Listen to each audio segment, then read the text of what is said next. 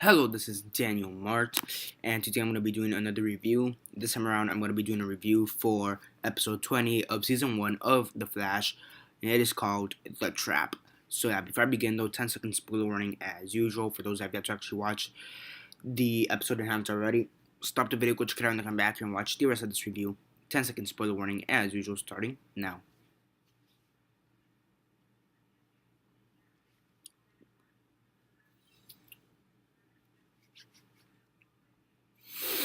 Okay, so 10 seconds are up. So for those that have yet to actually watch the episode and haven't already, please don't comment down below or be messaging me. Then never give you a fair warning, because as usual, I did.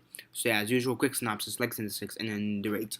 So episode 20, The Trap, season 1, Flash. What did I think of it? As usual, quick synopsis, likes and dislikes, and then the rate. So basically, it starts off with the group, Barry, Caitlin, and Cisco, and they're in that small time vault that Harrison Wells, Eobard Thawn has. So it's pretty interesting in that aspect. They start learning some stuff about the future. That Barry's gonna go missing in the year 2024. He's gonna be promoted to lead lead forensic scientist of the CCPD. He's gonna end up marrying Iris, and that his flash suit is gonna be different.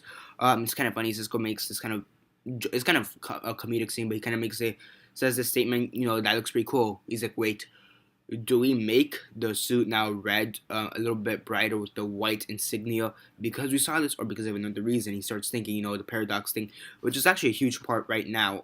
Towards the end of the season, the whole paradox thing, which I will explain more in depth after I review the season, after I review the whole season 1. So yeah, the episode already came out, Fast Enough already came out. Really great episode, by the way. I'm gonna talk more about that episode once I get there and the season 1 review. So yeah, the second half of The Flash has definitely been way more stronger than I believe. Other episodes again are great. There's only really been like 1 or 2 episodes I really think are but whatever. Um, so yeah, and it also appears that Harrison Wells has been spying on the Flash team, Team Flash. He's been spying on Barry, Cisco, Caitlin, Joe, Eddie, and even Iris, which is kind of okay. So he's been spying on everybody, seeing what everybody's more or less been doing, and yeah. So with Cisco, he's been having the flashbacks. He had them in the previous episode. He had them in this episode of when Harrison Wells kills him. Shoves his hand and what he says, rips his heart to shreds. Which is technically it's true. He did rip his heart to shreds. Basically, super speeds right through the heart. Okay. So that they basically make this device to have Cisco. I guess to have Cisco remember the flashbacks or this alternate timeline universe, whatever you want to call it, multiverse. So yeah, they kind of had that. Cisco now remembers how he got Harrison Wells to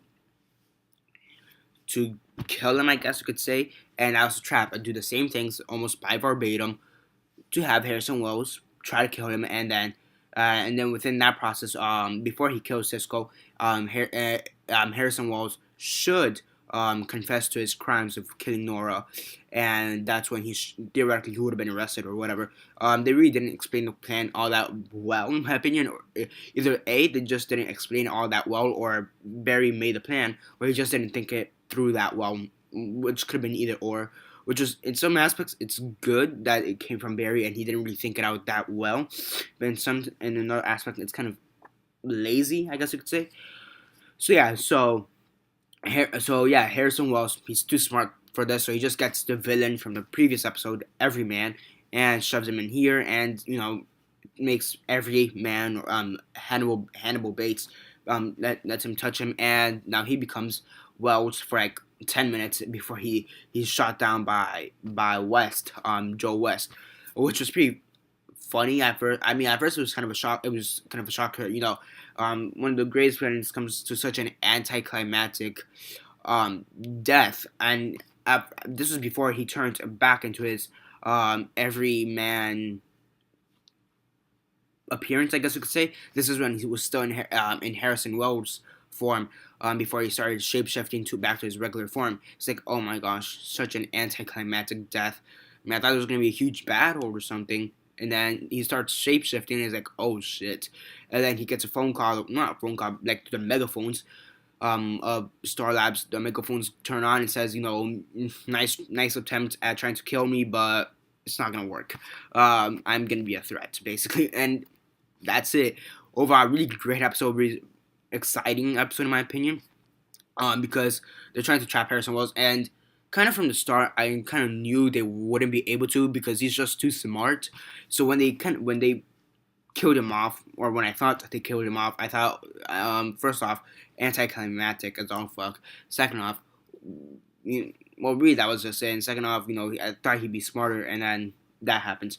So, and then he ditches Star Labs, he ditches Team Flash, he ditches his wheelchair, gets the Reverse Flash suit, and he leaves.